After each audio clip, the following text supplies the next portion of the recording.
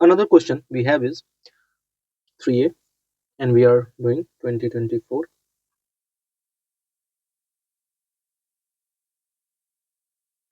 ESIR paper 1 question analysis. The debate on human right is caught between the limitation of both communalism and cultural relativism. The cultural relativism मतलब होता है कि culture जो अब आपका जो हो गया वो किसी एक जगह पे नहीं, कल्चर के थ्रू आपका इन्फ्लुएंस हो रहा है, थ्रू कल्चरल इन्फ्लुएंस हो रहा है आपका ह्यूमन राइट, यानी कि जो राइट्स होना चाहिए उस समय का जो कल्चर उस चीज को अलाउ नहीं कर रहा है। सपोज समझिए एक गोंड कम्युनिटी है आपका, ओडिशा में था, जो कि ह्यूमन सेक्रीफाइस करते थे as offering to their god, तो गोंड कम्युनिटी। तो ब्रिटिश जो भी है उस पर बैन लगाए। तो वहाँ जो ह्यूमन राइट का जो क्वेश्चन है वो क्या है, it was challenge by cultural relativism. तो ये कॉन्सेप्ट हो गया कल्चरल, उसमें कल्चर कैसे वहाँ को देख रहा है। फिर लिमिटेशन ऑन बोथ कम्युनलिज्म हो गया आपका। कम्युनलिज्म क्या होता है, कम्युनलिज्म क्या हो गया, यानी कि किसी community basis, suppose Islamic, Christianity, Judaism, Hinduism, तो इसका जो कल्चर है वो कैसा है, तो ऐसे होता है।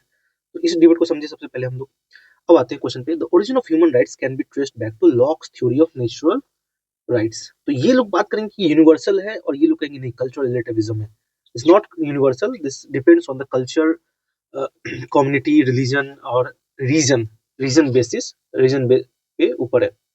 सो यहाँ समझते हैं human right trace to Locke's theory of natural right and Immanuel Kant theory of human dignity. ठीक है, तो ये कहेंगे ह्यूमन डिग्निटी हर जगह एक है।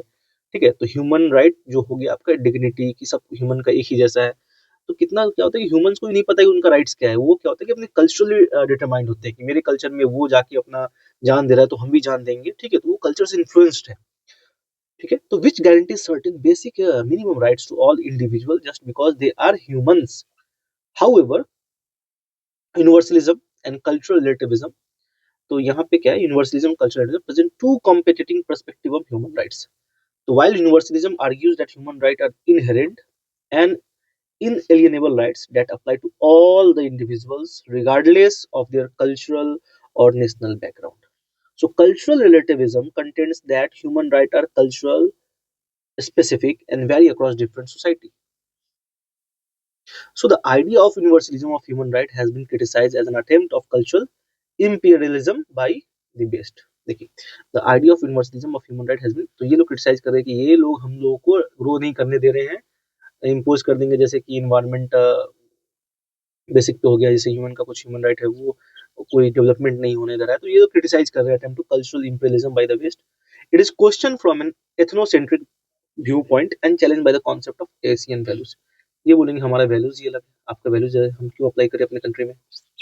We are different people, we have different culture, we have different god, we have different, तो समझे सब कुछ अलग अलग बात करेंगे। According to Mahathir Mohamad and Lee, इनका एक डिबेट है एशियन टाइगर का या एशियन कॉन्सेप्ट जो आता है, तो कौन है आपका, Lee Kuan Yew, Lee Kuan Yew. Human rights are not universal, ये बोलेंगे एशियन वैल्यूज का बात करेंगे, they can not be globalised. ठीक है, तो concept places community ahead of individual, तो ये बोलेंगे हमारा कम्युनिटी ऊपर है, ऑफ इंडिविजुअल डिग्निटी का बात हम नहीं करेंगे, हम लोग सोसाइटी के लिए ये इंपॉर्टेंट है तो हम इसी करेंगे। ठीक है, ऐसा हो गया। In Asian society according to it human rights are an attempt, ये क्या है, ह्यूमन राइट्स पे क्रिटिसाइज कर रहे हैं, इसी पे पॉइंट कर रहे हैं कि नहीं, ये they are attempt at interference in the cultural and national sovereignty of non western communities. और ये लोग यूज करते हैं ऐसा to change their government which eventually help them grow. जैसे कि आप वेनेजुएला का केस ले लिए, ईरान का कॉन्सेप्ट ले लिए, इराक का था, तो ये सब वहाँ के इकोनॉमिक बेसिस को देख के वहाँ पे ह्यूमन राइट्स को इम्पोज करने की कोशिश करते हैं। ठीक है, so proponents of cultural relativism emphasize that the importance of respecting cultural differences and avoiding ethnocentrism. It overlaps with the philosophy of communitarianism that contends that man is situated self and community is an intrinsic part of man's personality. तो ये हो गया cultural relativism का जो बात कर रहे हैं कि यानी कि कल्चरल अलग होता है। ये बोलो रिस्पेक्टिंग कल्चरल डिफरेंस, आप रिस्पेक्ट करिए, अरब का, अरब वर्ल्ड का अलग कल्चर है, हिंदुइज्म का अलग कल्चर है, क्रिश्चियनिटी का अलग कल्चर है, तो आप उसको एज यूनिवर्सल नहीं मान सकते हैं। और ये कहेंगे ये दे और it overlaps the philosophy of communitarianism that contends man is situated self, ये जो इसको क्लेम करते हैं कि मैन जो है वो सिचुएटेड सेल्फ नहीं है, उसको कंडेम करते हैं। एंड कम्युनिटी, और ये बोलेंगे community is an intrinsic part, intrinsic मतलब important integral part of man's personality. So proponent of universalism however argue that cultural relativism can be used to justify human right abuses and protect soft authoritarianism। तो ये जो universalism का जो है वो क्या कहता है, वो argue that culture can be used to justify human right abuses and protect soft authoritarianism. Feminists like Susan Moller Okin have criticised the cultural relativism. देखिए अब जो कल्चरल का जो बात कर रहे हैं, ये क्या है कि ये मेल पर्सपेक्टिव पैट्रियार्की को ज्यादातर आपको सपोर्ट करते हुए देखेंगे, और वहां पे वो वुमेन जो है वो हमेशा ऑप्रेस्ड होंगी। जैसे कि सऊदी अरबिया में देखिए, अब जाके उन लोगों के वुमेन को बुर्का हटा के अलाउ हो रहा है, या फैशन जो भी इवेंट होता है उसमें पार्ट करने का मौका मिल रहा है, तो पहले नहीं था। तो ये जो फेमिनिस्ट है वो हमेशा क्रिटिसाइज करेंगे, वो यूनिवर्सलिज्म का बात करेंगे। जैसे कि अगर इस्लाम में लेते हैं तो ट्रिपल तलाक, तो वो जो वहाँ की जो महिला है वो खुश नहीं है उस कल्चर से, तो ये बात करेंगे, have criticise cultural relativism as a bad and oppressive for women. So according to Amrita Sen, cultural relativism leads to ghettoisation, ghettoisation दबा के मार देना, ठीक है, सबको एक साथ रख के कर देना, leads to ghettoisation. And Branberry argues that too much consciousness of culture may lead to failure of achieving development goals। ऐसा ही होता है development goals। So cosmopolitan scholars have argued that it prevents emergence of cosmopolitan culture। अब ये बोलते हैं कि एक अच्छा कल्चर नहीं बनने देता है, ठीक है, तो हर तरह का पर्सपेक्टिव है। तो debate between universalism and cultural relativism highlights the need for a balanced approach. बिल्कुल बैलेंस्ड अप्रोच चाहिए हमें, that recognizes the importance of both universal human rights and value of cultural diversity. ठीक है, तो एक we must strike a balance between the both. अगर suppose करते हैं कि ठीक है, जैसे कि आप अरब वर्ल्ड का ही ले ले, तो सब कुछ यूएसए का अप्लाई मत करिए, लेकिन आप वहां की महिला को आप अपने हिसाब से राइट्स दीजिए, क्योंकि that must be at par. वहां की महिला, यूएसए की महिला कोई बड़ी कंपनी चला रही, तो ऐसा नहीं कि यहाँ भी आप कंपनी चलाने के लिए दीजिए, नहीं, लेकिन उनको कम से कम बेसिक जो राइट्स होता है उसको तो आप पहुंचाने की कोशिश करिए, उसका काम करिए। सो ये रहा। सो डिबेट बिटवीन ये, ठीक है, बैलेंस्ड अप्रोच, एक बैलेंस्ड अप्रोच लाइए that recognizes the importance of both universal human right and value of cultural diversity. तो आपके कल्चर को भी प्रोटेक्ट किया जाएगा, ह्यूमन राइट को प्रोटेक्ट किया जाए। So one possible approach is to identify a core set of minimum universal right. तो एक मिनिमम यूनिवर्सल राइट को हम लोग को आइडेंटिफाई करना पड़ेगा, that are essential for human dignity and should be protected in all culture. ठीक है, प्रोटेक्टेड इन ऑल कल्चर, ठीक है। जैसे अफ्रीकन कंट्रीज में काफी प्रैक्टिसेस हैं जो कि ह्यूमन डिग्निटी हैम्पर कर रहे हैं, तो वो सब एट पार हम लोग कर सकते हैं सारे कंट्री के साथ। अदरवाइज ये रहा इसका आंसर। दूसरे क्वेश्चन पे आते हैं। Deliberative democracy seeks to promote democratic decision making about public issues among the citizen discuss। तो यहाँ डिस्कस करना है हमें।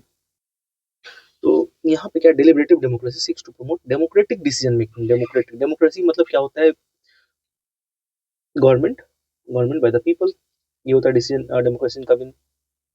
डेलिब्रेटिव डेमोक्रेसी का मतलब होता है डेलिब्रेशन, किसी चीज पे डिस्कशन, बात संवाद करते करते आप कुछ प्रमोट कर रहे हैं, ठीक है। तो यहाँ पे आ रहा है deliberative democracy seeks to promote democratic decision making. ठीक है, जब बात करेंगे यानी कि आप सबको you are taking into consideration of every opinion of every people, तो इस तरह हो गया। About the public issue among the citizen, ठीक है। देखिए, discussion is never a stumbling block, it is essential prerequisite for any wise action. तो Pericles का ये लाइन है, पेरिकल्स, पेरिकल्स का लाइन है, क्या बोल रहा है कि discussion is never stumbling block. और कहीं भी डिस्कशन कुछ हो रहा है तो उससे आपको कुछ नहीं जा रहा है, लेकिन वो एक इसेंशियल है, प्री रिक्विजिट है फॉर क्या, फॉर वाइज डिसीजन। कोई भी डिसीजन लेने से पहले आप उस पर विचार करिए, डिस्कस करिए, कुछ काउंटर एग्रीमेंट आर्गूमेंट आएगा, कुछ इधर से आर्गूमेंट आएगा, तो लास्ट में कंक्लूजन आएगा, ठीक है। तो ये कौन बोलते हैं, पेरिकल्स बोलते हैं। So democracy is not about the game of number but about the right argument. और ये आपको कहाँ दिखेगा, जुडिशियरी में, जो हमारा जो कॉलेजियम सिस्टम है, कॉलेजियम सिस्टम है, तो वहाँ पे नंबर वाइज डिसाइड नहीं होता है कि 3:4 आ गया तो नहीं, अगर कंसेंसस बेस्ड होता है वहाँ पे, अगर एक भी अपोज कर रहा है तो उस पर फिर से विचार होता है, ठीक है। तो राइट आर्गूमेंट पे आना है, and this is totally competent our judiciary system, being practiced in judiciary system। And deliberative democracy envisages the above principle. It attempts to reconcile two different modes of democratic thought: democracy as a popular tool and democracy as the bulwark of personal freedom. So democracy as the popular rule, यानी कि एक popular rule उभर के आता है कि where people take part in their decision making, जो those things which are hampering them or influencing, affecting them. And democracy is the bulwark of personal freedom. So it gives power to the powerless and voice to the voiceless. It ensures the active participation of the subaltern in policy making. ठीक है, आप किसके लिए कानून बना रहे हैं? So in this context, Habermas has given the concept of ideal speech situation and communicative action. क्या है? Ideal speech situation का बात करते हैं और communicative action का बात करते हैं. According to him, the strength of democracy in the West does not come from parliament. It comes from the tradition of coffee houses. और यहाँ इंडिया में क्या है? चाय पे चर्चा. So according to him, the strength of democracy in West does not come from the parliament. It comes from the tradition of coffee houses. और वो इंडियन कल्चर में अब देखने को मिलेगा हर जगह आपको कॉफी शॉप पे, क्या स्टारबक्स या सिमिलर आप देख सकते हैं, स्टारबक्स हो गया, उधर बैरिस्टा हो गया आपका, जैसे कि बैरिस्टा हो गया, कॉफी कैफे डे, सीसीडी जो बोलते हैं, तो ये सब क्या है, वहीं से कल्चर इंडिया में आ रहा है. ट्रेडिशनल कॉफी, so, इंडिया का जो था कल्चर क्या था? चाय का था, टी. तो अभी हम लोग देखेंगे चाय का भी बहुत अच्छा आ रहा है. ठीक है, so these coffee houses represent the public sphere. क्या है? public sphere where people came together to debate and discuss public issue which hold the state government accountable. बात हम लोग Nancy फ्रेचर, feminist scholar, give the concept of counter publics. क्या है? counter publics. She recommends that the subaltern class to develop their alternative public sphere to ensure that public policies reflect their choices as well. So एक है आपका Joshua Cohen, ये भी feminist ही शायद नहीं. Okay, on in his book in democracy has given 5 features of deliberative democracy. तो इस पे एक क्वेश्चन बनता है, give the 5 features of deliberative democracy. तो इसमें क्या है? Association of people with continuity, deliberation only way to formulate policy, non-coercive environment which recognizes everyone's right to speak, respect for pluralism of values, deliberation as a source of legitimacy. Deliberation as a source of legitimacy. So critics argue that deliberative democracy is time consuming. ठीक है, बहुत time ले रहा है, कुछ result नहीं निकल रहा है, डिले हो रहा है, कोई भी काम उसमें रुकावट लग जाता है. So it creates too many heads which often hinders the consensus and leads to chaos. क्या लाइन बोल रहे हैं ये लोग? Too many heads which often hinders the consensus and leads to chaos. However, lack of deliberation leads to a decline of public sphere. According to J.S. Mill, all silencing of discussion is an assumption of infallibility. ठीक है, all silencing of discussion is an assumption of infallibility. ये भी एक तरह से question बन के आ सकता है. तो वहां भी हम लोग यही deliberative democracy को ही लिख कर आना है. So deliberative democracy is standard democracy and makes it consciential. और इसी पे हमारा जुडिशरी कॉलेजियम सिस्टम काम करता है. It gives priority to voice over choices, debate over voting. ठीक है, कम से कम अपना बात तो रखिए, कौन जीतता है नहीं जीतता अलग बात है, क्या हक होता है क्या होता है, लेकिन कम से कम उनको they must have the right to speak. So it gives priority to voice over choices and debate over voting. Now the second question we have is, Dharma Shastra presents a duty-centric worldview of individual and communities. Comment. क्या है? धर्म शास्त्र presents a duty-centric worldview of individual and community. यानी कि ये हो गया आपका इंडिया का पर्सपेक्टिव बता रहा है. प्रेजेंट्स अ ड्यूटी सेंट्रिक, यानी कि हमारा ड्यूटी क्या है, कर्तव्य क्या है, और उसी के अराउंड होगा धर्म, राजधर्म. ठीक है, तो धर्म, ये सब जो धर्म होता है, duty centric world view of individuals and communities पे हमें कमेंट करना है. ठीक है, धर्मशास्त्र के ऊपर. So धर्मशास्त्र, foundational text of Hindu laws and ethics, presents a world view that is deeply rooted in the concept of dharma. Dharma means आपका धर्म क्या है, मतलब आपको करना क्या है. ठीक, it emphasizes individual and communal duties as central to a fulfilling and virtuous life. ठीक है, individual and communal duties as a central to the fulfilling and virtuous life. So there is no appropriate word available in European language. ठीक है, यही मैं point करना चाहता था कि इसका कोई इंग्लिश अनुवाद नहीं है. It's a very different concept और इसे इंग्लिश में नहीं समझा जा सकता है. सो कोई appropriate word नहीं है available in the European language which can be treated as an exact translation of the word dharma. ठीक है, क्योंकि धर्म का कॉन्सेप्ट उनमें है ही नहीं. धर्म जो कॉन्सेप्ट है ये इट्स अ इंडियन कॉन्सेप्ट और more over a Hindu concept. ठीक है, तो कैन बी ट्रीटेड, धर्म को हम लोग बोल सकते हैं शायद थोड़ा वर्च्यू की तरफ जा सकता है. ठीक है, वर्च्यू की तरफ जा सकते हैं. लेकिन वो भी एग्जैक्टली नहीं है, डिफाइन कर सकता है इसे। So to exact a translation of the word dharma, it means the right duty of a person, यानी कि सही क्या है। अब समझिए, आप as a son you have some duty, as a father you have some duty, as a citizen of some state, as a responsible member of a some house, so you are fulfilling different roles. So it is ethical behavior, a cosmic order। क्या है ethical behaviour, cosmic order, यानी कि आपको ये काम करना पड़ेगा। It means the responsibility, यानी कि भगवान का धर्म क्या है, अपने बच्चों का धर्म क्या है, एक टीचर का धर्म क्या है, एक स्टूडेंट का धर्म क्या है, ठीक है। So it means that the responsibility of individual and the community also, it means the responsibility, responsibility एक तरह से बोल सकते हैं, of individuals and the community also. The four पुरुषार्थ, पुरुषार्थ क्या होता है आपका, फोर पुरुषार्थ, so that dharma shastra took life in a comprehensive sense. It presents a balanced view of life, religious, material, and sensual pleasure. Varna Dharma gives the concept of Varna, which plays significant role in defining individual duties. Each Varna is associated with a specific role and responsibility which ensures social order in the society. So the Ashram Dharma outlines four stages of life, each with its own set of duties and responsibility. Brahmacharya, Grihastha, Vanaprasth यानी कि जंगल में जाना, and संन्यास, living everything behind, क्योंकि आप संन्यास लेना ही पड़ेगा, क्योंकि आपके पास कुछ भोगने के लिए अब नहीं है। So this framework provides a structured approach to living a meaningful and fulfilling life. A meaningful and fulfilling life. So Dharma Shastra emphasizes on just governance based on the idea of fairness and equity. The idea of duties of citizens toward the state ensure political obligation. The idea of duties of citizens toward the state ensure political obligation. ठीक है, आपका एक political obligation होना चाहिए, ठीक है। So धर्म शास्त्र also outlines the idea of kinship, that is क्षत्रिय धर्म क्या है। Unlike in the West, the Indian kings only had divine personalities but not divine rights. They were under the Raj Dharma, which established limited government. Limited government. So Indian concept is very beautiful. We cannot compare or get influenced from the Western concept. So while the duty-centric worldview of Dharma Shastra has been influential in shaping the Hindu society, it also faced criticism.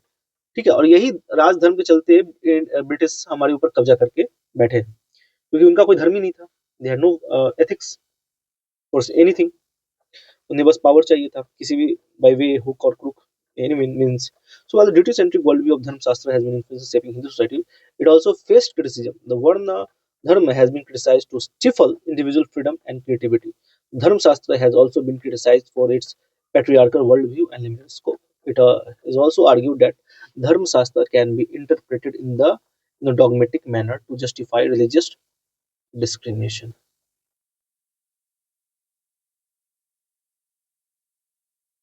So Dharma Shastra, however, continues to provide guidance on morality, ethics, and social behavior. Morality, ethics, and social behavior. Dharma Shastra, however, continues to provide guidance on morality, ethics, and social behavior. It seeks to establish harmony among individual,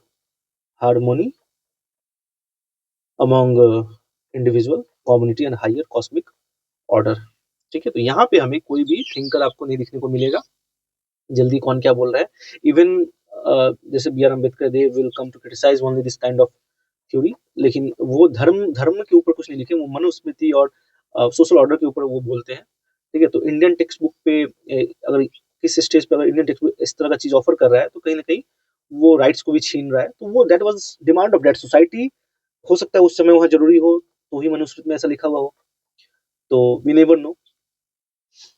तो second question पे आते हैं।